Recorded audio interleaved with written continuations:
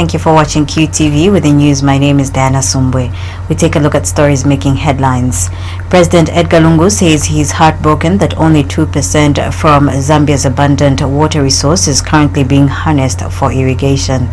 And government has withdrawn the motor vehicle replacement allowance for cabinet ministries effective January 1st, 2019 as part of austerity measures. And now details in our news. President Edgar Lungu says he is heartbroken that only 2% from Zambia's abundant water resource is currently being harnessed for irrigation. President Edgar Lungu says the country's water resource has the potential to irrigate about 3 million hectares of land. He states that despite this abundant water resource, however, he has also observed that only 28% is harnessed for hydropower generation, while 70% remains untapped. Speaking when he officiated at the handover ceremony of the newly constructed $28.3 million United States dollars Momboshi Dam in Chisamba district, President Lungu thought that Zambia could do better than this.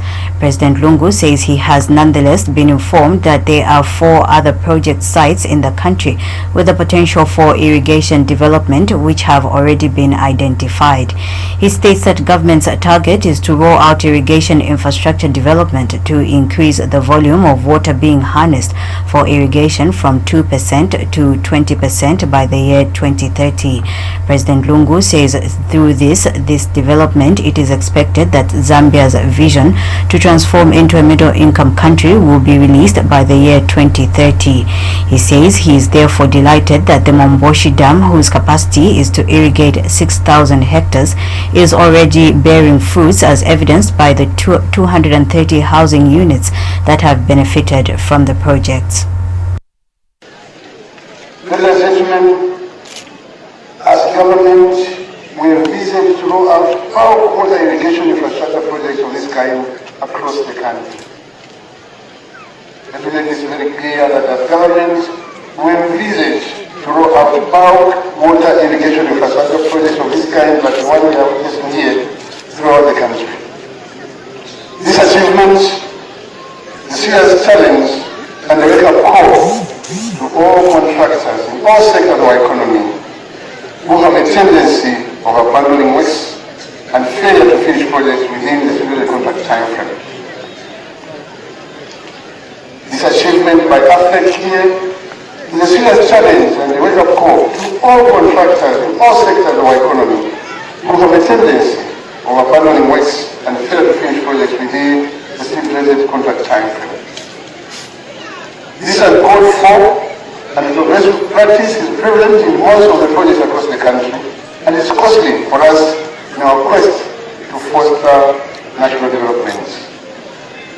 Let me take this opportunity to challenge all contractors to emulate the work culture and dedication which AFEC has exhibited here, but not just completing construction works ahead of schedule, but also by constructing the dam with an equal water standard. Government has withdrawn the motor vehicle replacement allowance for cabinet ministers effective January 1st, 2019 in adherence to the austerity measures government has put in place.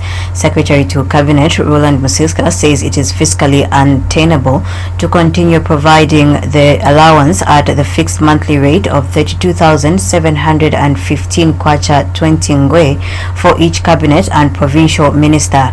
In a statement to Zanisi Lusaka, Dr. Musiska states that this is why government has made the decision to withdraw the motor vehicle replacement allowance.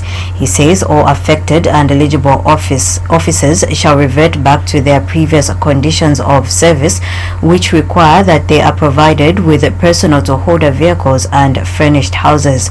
Dr. Musiska explains that request by members of parliament to have the motor vehicle replacement allowance extended to them was unjustified as they were not entitled to it in their conditions of service. He notes that emoluments presently payable to ministers and parliamentary residing officers are provided under the Ministerial and Parliamentary Officers Emoluments Act. The Ministry of Labour has dismissed as fake news social media reports that employees who worked between 1990 and 2018 have the right to get benefits of up to 26,000 kwacha from the Department of Labour. Permanent Secretary Babna Mlenga says members of the public should ignore the social media report as it is not coming from his ministry. Mr. Mlenga states that it is in fact not the mandate of the Department of Labour to pay benefits to workers. Speaking during a media briefing, Mr. Mlenga said the mandate of the department is to mediate and settle disputes between an employer and an employee. He explains that it is from the outcome of such dispute resolutions that an employer who is found wanting is usually required to pay the employee through the Department of Labour. Mr. Mlenga states that it is therefore imperative that the Department of Labour does not keep money relating to the employment of any persons. He says people wishing to consult the Ministry of Labour are free to visit any Labour office in the district of all provinces or call the toll line 7010 on any network. We are concerned because that particular information on social media is happening, that as people get that, it's even asking them to forward to other people, and they start asking for certain information, and we therefore want to warn members of the public not to fall for that scam. I'd like further to mention that as the ministry, through the Department of Labour, we handle cases, yes, where we're able to mediate between an employer and an employee. And there are cases where the employer will be asked to remit the money through the department for specific cases. And when those cases come up, we don't start sending things on social media.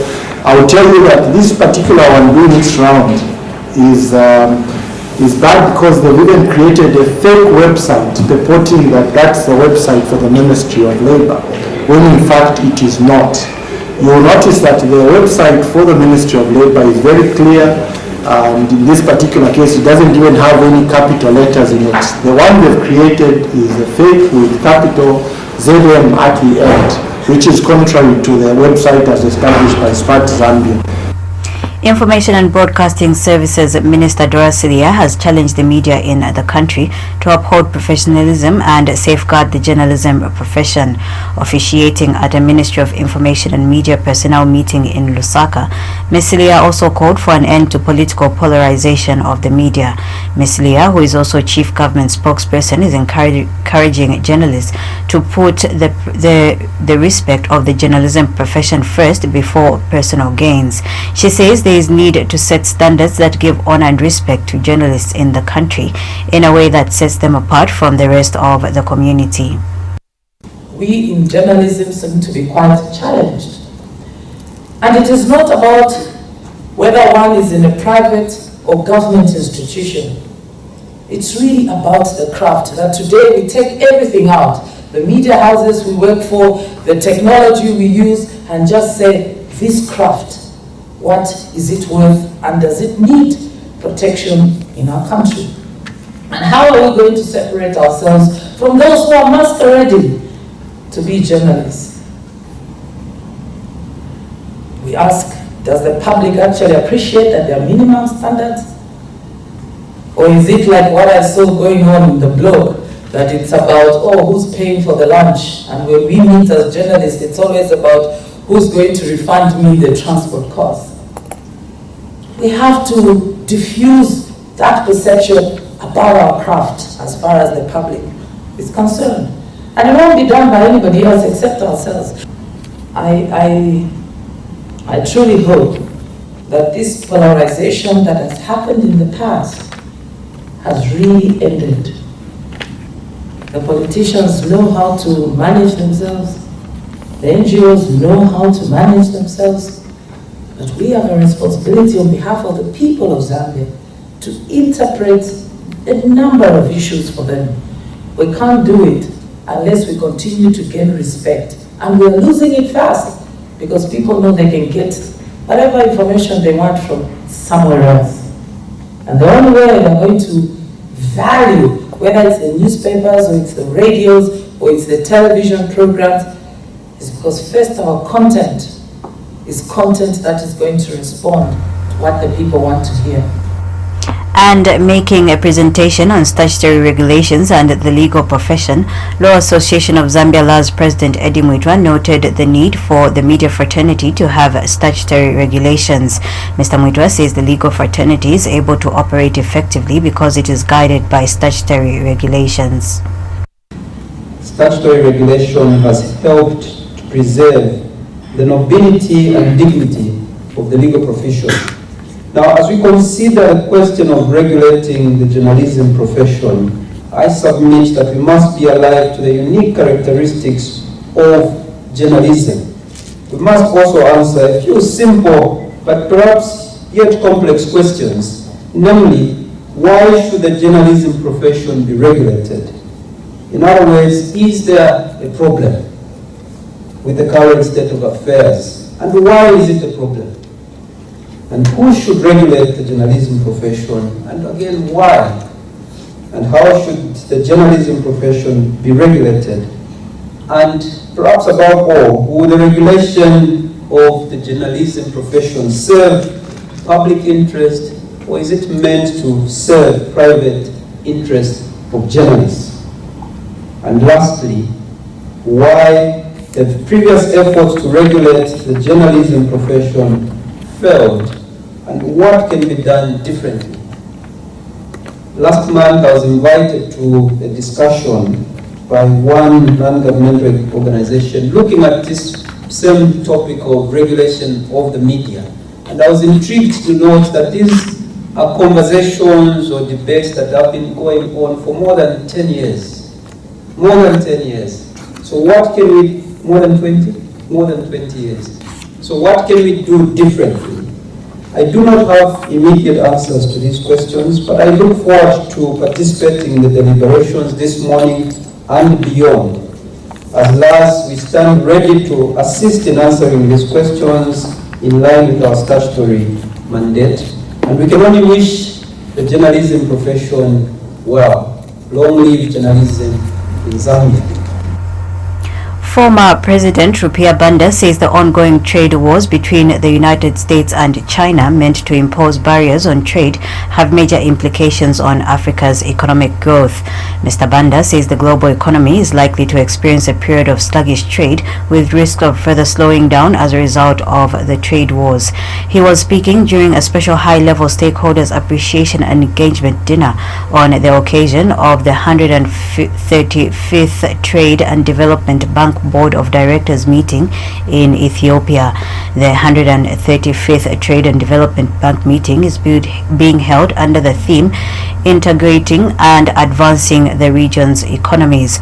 Prominent among the people who attended the dinner were former Ethiopian Prime Minister Dislegan Haile Mariam, Ethiopian Minister of Finance and Economy Ahmed Shide, Ethiopia's first female Chief Justice Miza Essenafi, National Bank of Ethiopia Governor Abdallah Hamdok, and a member of the TDB Eminent Panel of Experts.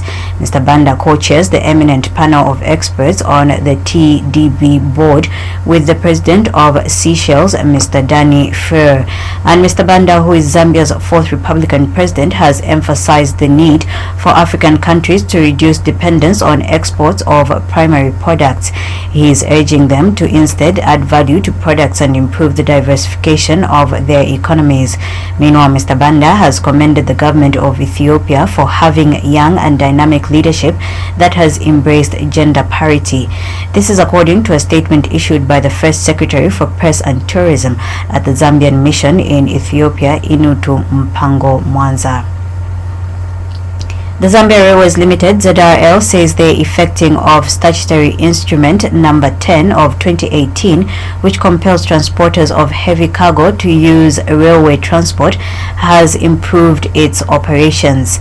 Company Chief Executive Officer Christopher Msonda has told a media briefing that the Zambia Railways Limited has since recorded about 25% increase in its haulage tonnage.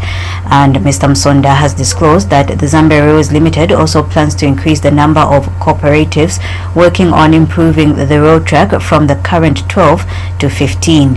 He says from September this year, the time that cooperatives replaced the private players, the maintenance of the railway tracks from Ndola on the Copperbelt to Mlobezi in Western Province has recorded tremendous improvement.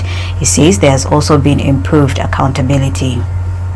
We're also saying that in the last 3 months, they've been doing more of lifting and packing of the track. Lift, put ballast, pack and repair. And what we've done is that one of the guarantees they wanted us to give them is assured payment, monthly payments to these cooperatives. For the first 3 months, we took over the responsibility of ensuring that each cooperative gets paid on agreed rates. So this has motivated the issue of operation. The challenges we had in the past was that there's a cooperative, there's a contractor owner, you pay him, he was responsible to go and pay his fellow workers, and you find that he didn't pay them. And when they complain, he says, Zambia Railways have not paid us. That's why we're not paying him. So that has run away now, and we are ensuring that we are paying them on the same pay day of Zambia Railways. Meanwhile, the Zambia Railways Limited Board Chairperson Luwinda Linyama has warned people encroaching on the land belonging to the railway company that they will not be spared. Mr. Linyama says enough warning has been given for too long and that the company will not give any notice, but that it will just move in and bring down any structures built on the company land. He has since expressed gratitude to the Lusaka City Council, who recently demolished buildings in Lusaka's Kamwala trading area that were built less than 50 meters away from the railway line. But like we have always advised and implored members of the public who are sitting in these areas that it would be helpful if we engaged in terms of a process of them withdrawing from these encroached areas rather than us using force or demolishing structures. So we encourage members of the public who are faced with this predicament to call on our estates people and come up with solutions in terms of a disengagement from the area which they have encroached. So all stakeholders have been involved, the Council, Ministry of Lands and several ministries that are in the process which are affected by these particular issues on the encroachments. As stated by the MD, this process is continuing because as we speak right now, there's someone who's being allocated Zambia Railways land illegally. But we've given sufficient warning and we are not going to hesitate to demolish.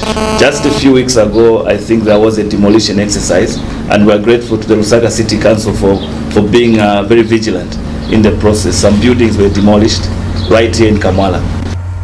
Government says it is committed to seeing through the implementation of the national policy on climate change, which was launched by Vice President Inonge Wina in April 2016.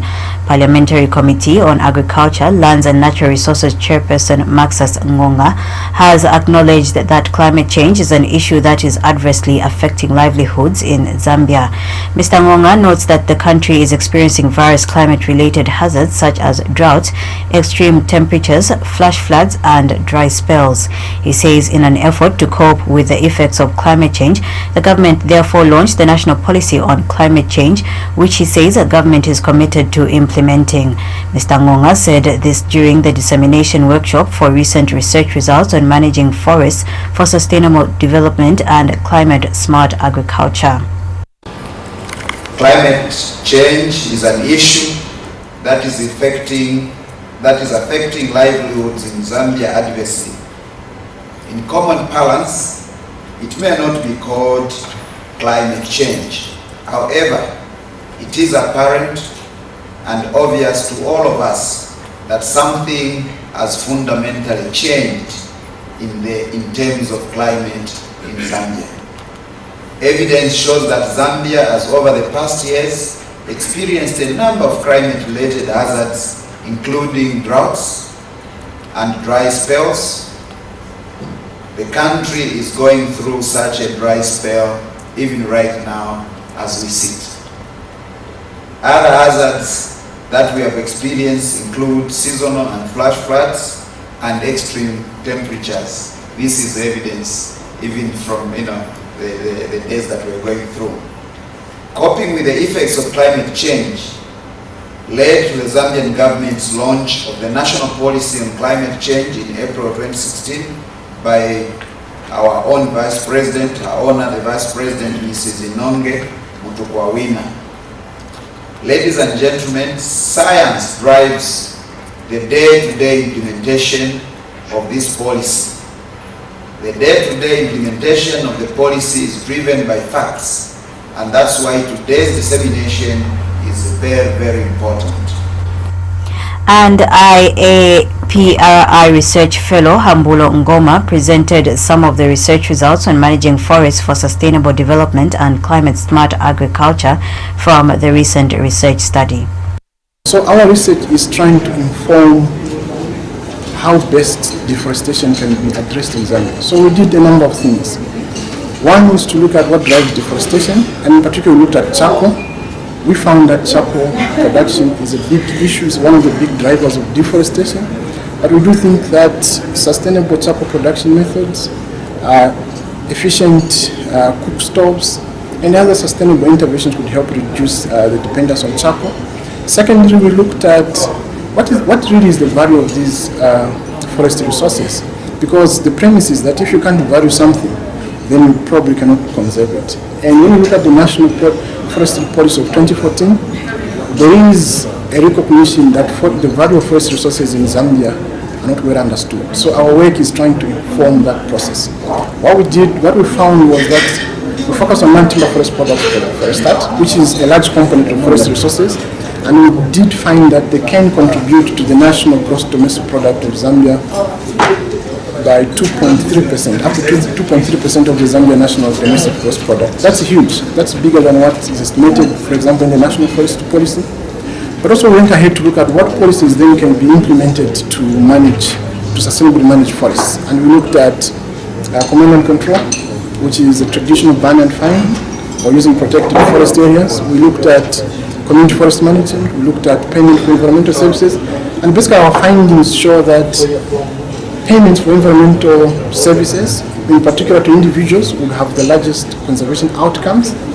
But we think that combining that with community forest management probably would have better outcomes for forest conservation. The Human Rights Commission, HRC, has welcomed the directive by President Edgar Lungu to the Zambia Correctional Services, ZCS, that it begins to treat inmates with dignity. The Human Rights Commission thinks that the guidance by President Lungu when he swore in Zambia Correctional Services Commissioner General Chileshe Chisela to respect the rights and dignity of inmates is extremely significant. Spokesperson William Mulea says this is particularly that it is coming from the Commander-in-Chief of Armed Forces, under whom the Zambia Correctional Services falls. Mr. Mulea has told Q News in a statement that above all, the Human Rights Commission welcomes President Lungu's directive because it is consistent with government's human rights obligations. He states that the executive commitment to promoting and protecting the human rights could not have also come at a better time than during the countdown for the Human Rights Day that falls on 10th December.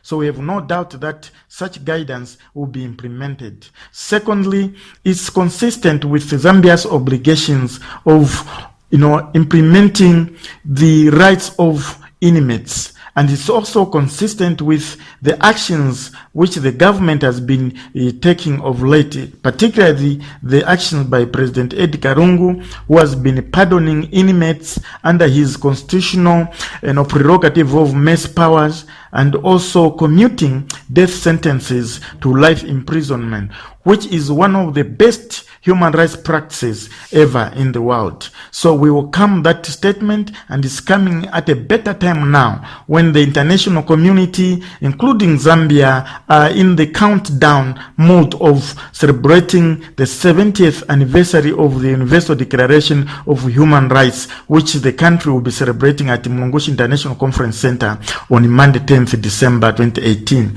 So it gives us impetus that as a country at the highest political level, we're able to see where human rights violations are taking place, and also offering commitment on redressing such human rights challenges. So we have Civil Aviation Authority CAA Director General Gabriel Lesa is the new African Civil Aviation Commission AFCAC President for the period 2018 to 2021. Tefera Mekonnen of Ethiopia has also been appointed as the new AFCAC Secretary General. Announcing their appointment during the 29th Extraordinary and 30th Ordinary Plenary Session of AFCAC in Livingstone, the AFCAC President Henry Heya El Ado said Africa is at a critical point in its aviation industry and needs transformational leadership to be at the helm of driving the civil aviation agenda. Mr. Ado says he is confident that Mr. Lesa and Mr. Tefera's appointment as the new AFCAC President and Secretary General respectively will help address some of the challenges in the civil aviation sector. And Mr. Lesa says Zambia's taking over of the presidency of AFCAC is another milestone for the country's aviation. He states that his appointment has also come at an opportune time in Africa's civil aviation industry as the importance of global, African and local civil aviation is growing. Mr. Lesa says that some of his priority areas will be improvement of civil aviation safety and security standards. He is confident that Africa's civil aviation will align with the United Nations 2030 Agenda for Sustainable Development as well as the African Union's Agenda 2063. Mr. Lesa becomes the first Zambian to become president of the Africa Civil Aviation Commission AFCAC, taking over from Mr. Ado, an engineer from Egypt. This is contained in a statement made available to Q News by CAA Public Relations Manager Sapiso Zimba. Minister of Tourism Charles Banda has affirmed government's commitment to strengthening of community-based natural resources management CBNRM programs. Speaking during the official opening of the National Consultative Forum on Strengthening of Community Resources Boards in Zambia's game and open management areas, Mr. Banda said the country has enough lessons to design its own CBNRM program that speaks to the Zambian conditions. Mr. Chanda says that his ministry, through Department of National Parks and Wildlife, will ensure that an enabling environment is created for full community participation. He states that the ministry is also aware about the various challenges faced in the management of the game management areas GMA and delays in the disbursement of funds. Mr. Banda, however, notes that this ministry, through the Department of National Parks and Wildlife, will commence a process of consultation with their Royal Highness and communities at large to see how they can achieve a win-win situation so that there is balance. As Minister responsible for the Ministry of Tourism and also for the management of wildlife, I'm fully aware of the role that our communities, through the community resource boards and your Royal Highness's play in the management of the wildlife and natural resources in game management areas. In order to ensure the wildlife and its habitat, we need in order to secure the wildlife and its habitat, we need to develop stronger community partnerships through community-based natural resources management.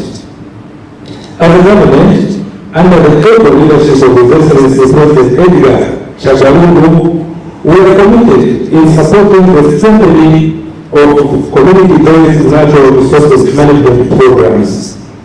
We have enough lessons to design our own Zambian CBNRM program that speak to the Zambian condition. My ministry and through the Department of National Parks and Wildlife will ensure that an enabling environment is created for full participation of all the players involved. Speaking at the same event, CBNRM Forum Chairperson Dr. Rogers Luviro encouraged government through the Department of National Parks to work together with communities, cooperating partners and all players in the sector to find a workable GMA governance model. And Community Resource Board CRB Association President Felix Shanungu expressed concern that the precious natural resources and wildlife will be depleted completely if things are not improved. We know that some efforts have been done to ensure that the concerns of the communities are attended to. But we also would like to emphasize that we still need more effort through the Office of the Director of Parks, Ministry of Tourism, that we work together to ensure that our people are able to realize the necessary benefits from the management of wildlife resources. I'm not going to be speaking long, but there are a number of things that we will highlight, which the President of the Association will be commenting on. We cannot shy away that we have a common interest, government, communities, private sectors, our brothers, our friends, that the management of the resources, especially the government areas, requires a focus. We want to take the government to consider ensuring that the resource ownership, beneficiation is discussed and that communities can be given that what to do. Our theme for this year, this conference, is improving general performance and stability through developing ownership and management communities. I must confess that when we first planned to hold this general conference, we were very skeptical, looking at our financial inability to manage this conference. As our association too faces multiple financial challenges. However, I'm happy that our cooperative partners come on board to assist, meet all the resources required. We thank you all for this help.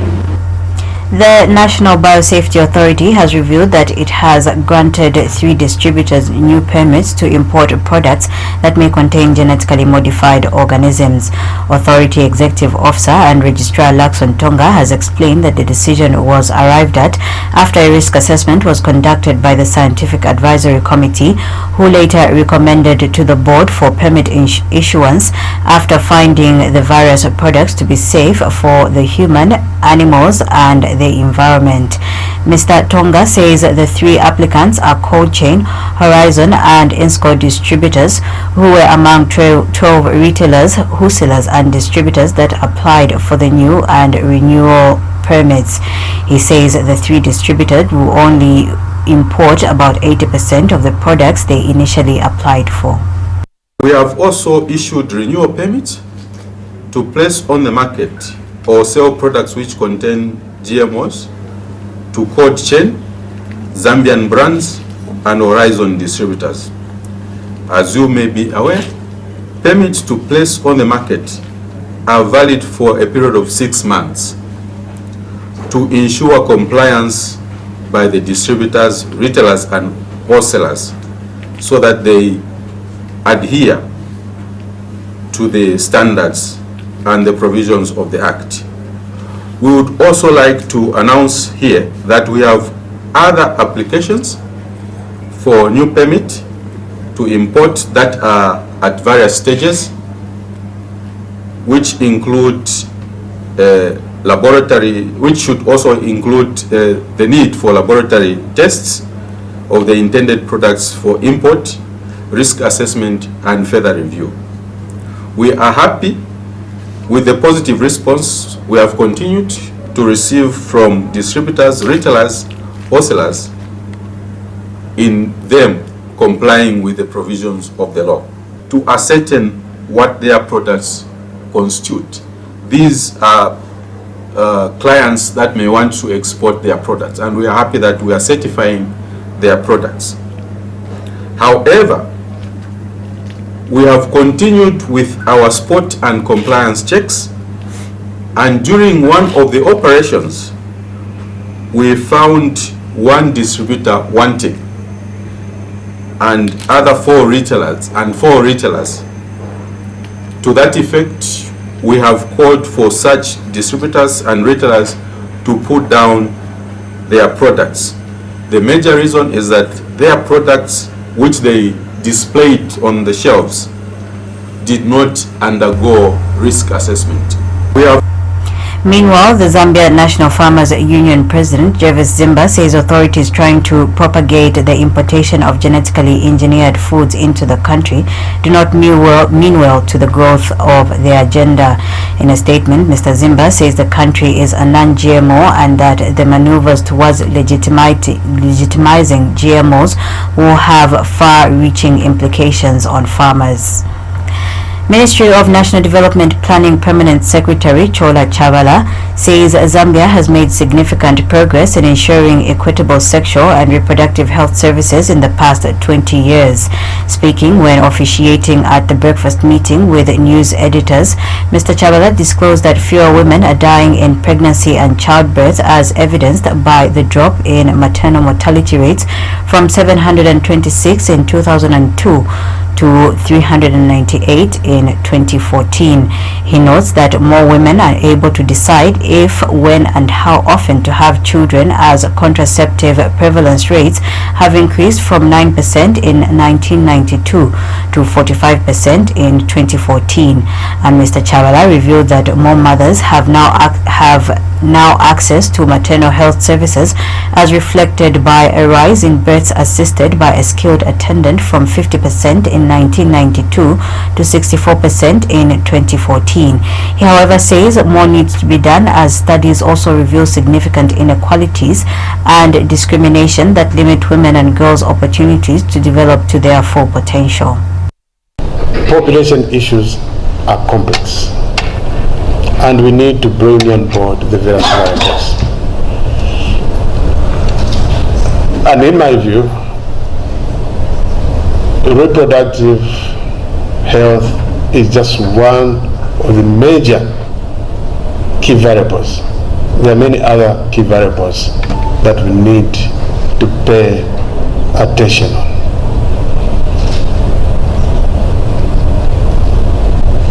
And the UNFPA has that broader mandate to ensure that you shepherd all of us to portray the multi-dimensional nature of population and development. And that has been done very well. If you read the demographic dividend report, really, we pay tribute to UNFPA for working closely with us, variables, jointly, underscoring the need for simultaneous investment in all these factors I'm talking about: health, education, economic development, and all that. And colleagues from the media, they need to be commended and deeply appreciated, and we need to scale it up. And speaking at the same event, United Nations Population Fund UNFPA warned that Zambia risks failing to achieve the Vision 2030 of leaving no one behind if women and girls are not abreast with information on sexual reproductive health. UNFPA Country Representative Gift Malunga says there is need to ensure that women and girls easily access information on sexual reproductive health. But we are also aware, as my colleague indicated, that many women and girls do not have access to information and even services, specifically sexual and reproductive health services, and therefore they are unable to reach their full potential in life. And so, you know, when this happens to millions of women and girls, the country is unable to make progress towards achieving Vision 2030. I like the mantra in the 7th National Development Plan that no one should be left behind, in line with the 2030 Agenda for Sustainable Development. So we cannot leave women and girls behind. It is acknowledged that when we talk about sexual and reproductive health, we are touching on the most intimate and private aspects of people's lives, which can also be a bit difficult. I don't know, maybe it's not difficult, but this is our view that perhaps it's difficult for the media to write about or to discuss publicly. Furthermore, there are cultural sensitivities and taboos surrounding sexuality, and often people try to refrain from discussing issues of sexuality and reproduction. The Zambian government has reaffirmed its commitment to finding a sustainable resolution to the ongoing conflict in the Middle East, as well as towards its solidarity with the state of Palestine in its quest for self-determination. Government has further reaffirmed its commitment to working closely with both the governments of Palestine and Israel, as well as the international community, towards resolving the ongoing conflict. Speaking at the commemorations to mark the International Day of Solidarity with the Palestinian people, Ministry of Foreign Affairs Assistant Director for Political Affairs, Patricia Kandolo, has called for further collaboration at a bilateral, regional and multilateral level for the attainment of a conflict-free and peaceful Middle East. Ms. Kandolo notes that the subjugation of the continued suffering caused by the Israeli-Palestine conflict is long overdue and calls for leaders to foster the creation of a better and more prosperous world for young generations. She says this can only be attained through joint and consistent efforts from the international community and other concerned parties towards reconciliation and long-lasting peace. I wish to take this opportunity to reaffirm the Zambian government's commitment towards a sustainable resolution to the ongoing conflict in the Middle East, as well as towards our solidarity with the state of Palestine in its quest for self-determination. You will agree with me that the subjugation of the continued suffering caused by the Israeli-Palestinian conflict is long overdue. It is for this reason that I cannot overemphasize the urgent need for us as leaders to foster the creation of a better and more prosperous world for the younger generation. Meanwhile, in a speech read on his behalf by World Food Programme WFP Zambia Deputy Director J.U. Lee, United Nations Secretary Antonio Guterres has urged Israel and Palestine and others with influence to restore the promise and viability of the two-state solution premised on two states living side by side in peace, harmony and within secure and recognized borders, with Jerusalem as the capital of both.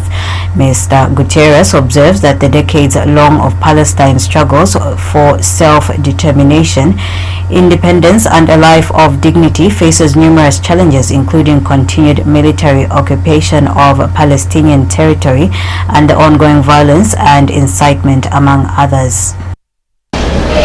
The decades-long Palestinian struggle for self-determination, independence, and a life of dignity faces numerous obstacles, including continued military occupation of the Palestinian territory, ongoing violence and incitement, continued settlement construction and expansion, deep uncertainties about the peace process, and deteriorating humanitarian and economic conditions, particularly in Gaza. The UN Relief and Works Agency is providing indispensable services and needs our full support. I urge Israel, Palestine, and all others with influence to restore the promise and viability of the two-state solution, premised on two states living side by side in peace, harmony, and within secure and recognized borders, with Jerusalem as the capital of both.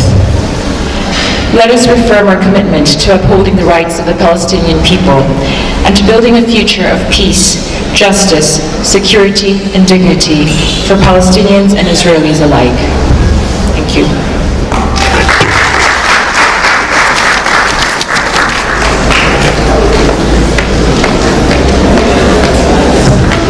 Thank you very much, Ms. Lee. And Palestinian ambassador to Zambia Walid Hassan has called on the United Nations Security Council to uphold its obligations and ensure that Israel complies and implements resolutions passed by the General Assembly. Ambassador Hassan is concerned that Israel has been allowed to continue behaving like it is above the law. Dr. Hassan says in 1947, when the resolutions were passed, Israel has never implemented any resolutions to the development he says has compounded the war situation between the two nations. The Security Council must uphold its obligations and ensure that Israel complies with the United Nations resolutions. I would like to remind that Israel has not implemented any one of the hundreds of General Assembly resolutions. There are 705 resolutions issued by the General Assembly since 1947 to date, and 86 Security Council resolutions since 1948 to date. Not a single resolution has been implemented by Israel.